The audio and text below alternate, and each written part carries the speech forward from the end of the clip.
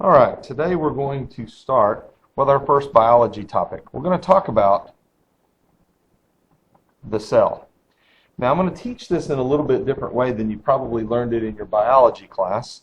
And if you watch my intro video, you know that I just do things in a little different way. This is not to teach it all to you for the very first time. It is just a review so that you're ready for the Texas State Tax Test. And so what we're going to do is we're going to talk about the cell today. Now, we're going to talk about animal cells, and we're going to talk about plant cells. They're a little bit different from each other. As a matter of fact, I'm going to label them for you real quick. And my suggestion to you as you go along, if you feel like I'm getting ahead of you, pause the video, copy what you see on the screen, and then continue to play the video as we go along so that you get all of the notes. Now, here's how I'm going to teach this today. I'm going to teach this as the cell being a country. Let's pretend that you own a country. Now, every country has a border of some sort. Now, you'll notice that the animal cell has more of a round border and that the plant has more of a square border. Well, first of all, on an animal cell, it is called the cell membrane. The cell membrane. Now, plants have a cell membrane, but it's actually located right inside the outer one. So we'll go ahead and label it like that. So they both have a cell membrane. But plants have an extra part. Their outside part is called the cell wall. And it is very, very rigid. Now, why would it be that way? Well, here's an easy way to understand it. The animal cell, for example, we're animals. The animal cells are really, really pliable. You can bend them really easily. But we can do that because we have bones for support inside. But plants don't have bones. So they have to do things in a little different way. So they have to have a really rigid outside cell wall. Think of it as a brick. When you pile bricks on top of bricks, you can build a very, very tall building because every brick itself is very sturdy. You don't have to have that in the animal cell. So you have both the cell membrane here on the animal cell and the cell membranes inside cell wall, very sturdy on the outside. Now, with our country, now we have our border. Borders also have openings. So what I'm going to do is I'm going to make a couple of openings in here. And we can let things in and out very easily. The same thing is also true for plant cells. They can let things in and out, and those openings would be anywhere around the outside. I just put in one for now.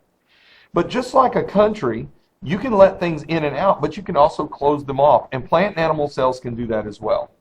Okay? So they have an outside border that allow things to move in and out. Now, inside this country, if you're going to establish a country, you're going to have some kind of government, something that runs everything. Well, in the cell, that is called the nucleus. It's a control center. It controls everything that's going to happen inside that cell. And so there's a nucleus in both of them.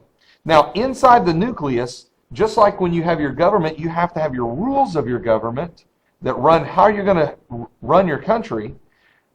Inside the nucleus is going to be your DNA. And your DNA is going to run how that cell runs, and that is true for the U.S. government. Our Constitution is the plans of how we're going to run our government, how we run our country. So in this little country we're calling the cell, your DNA inside the nucleus is going to run exactly how the cell works and what it can and cannot do.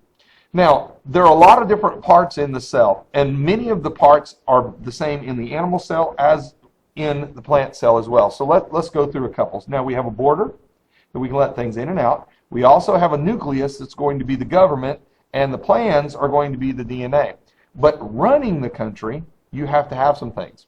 If you bought some land for your country, you better have a pretty good water supply. And so I'm going to go ahead and put in our water supply. And we'll put them in different places because it doesn't matter where they are.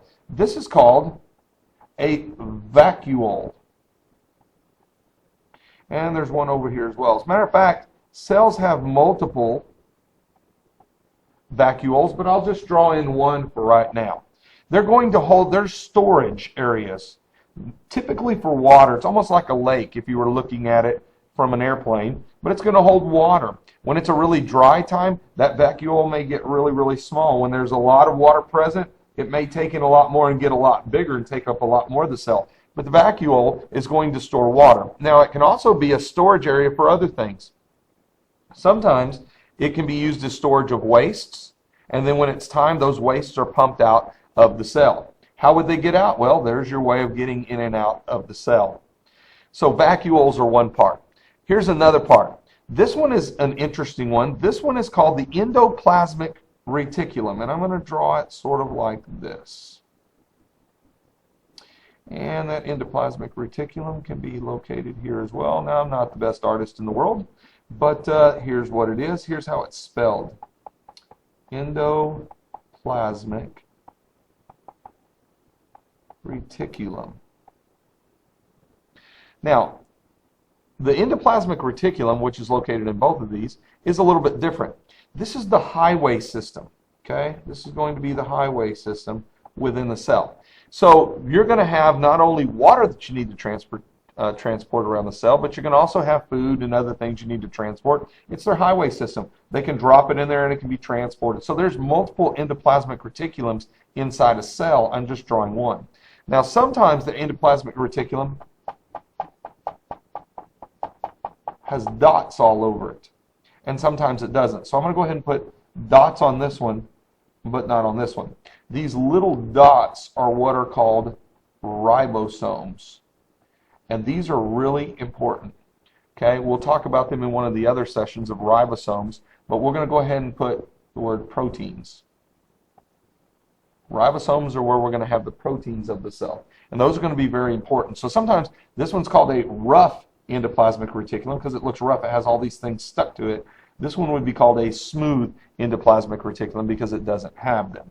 Again, what makes it rough is the ribosomes that are located in here. Just a reminder, if I'm going too fast, go ahead and pause the video at times and draw these in your notes, and you can label the definitions as well as I talk about them, making sure you have all those parts so that you're prepared. Now, another part of the cell is called, and I'm going to draw it like this. You may think, well, that looks like a vacuole. Well, it might, because I'm not a very good artist. But this is called the mitochondria.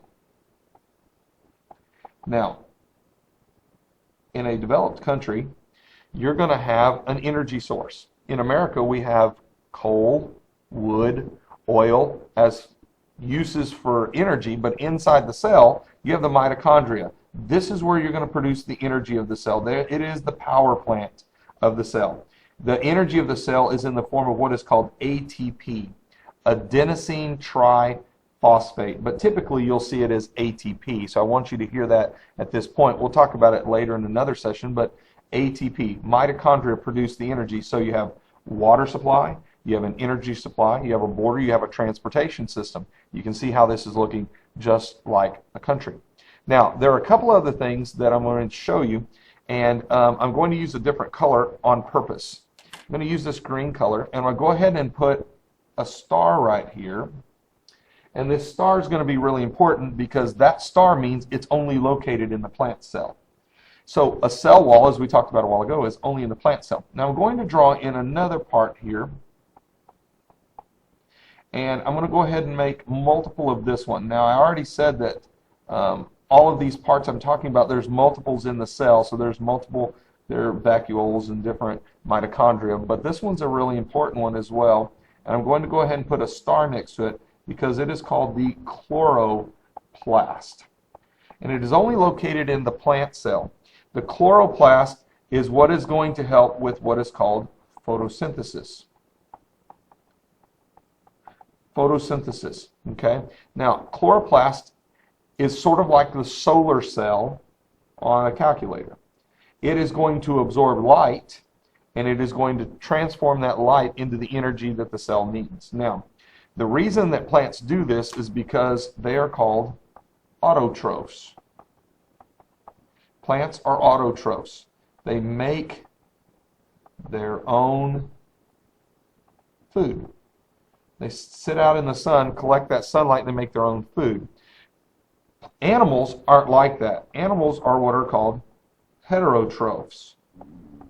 And those heterotrophs, they get their energy from others. So like in our case, we eat food, and when we eat the food, we get the energy from our food. Plants don't do that. They'll absorb water out of the ground, they'll get carbon dioxide from the air, and using this light that is absorbed through these chloroplasts, they will go through the process of photosynthesis to make their own food. Now at the same time, I need to give you one more word.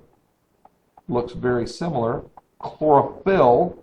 Go ahead and box that word in. Chlorophyll is what makes plants green.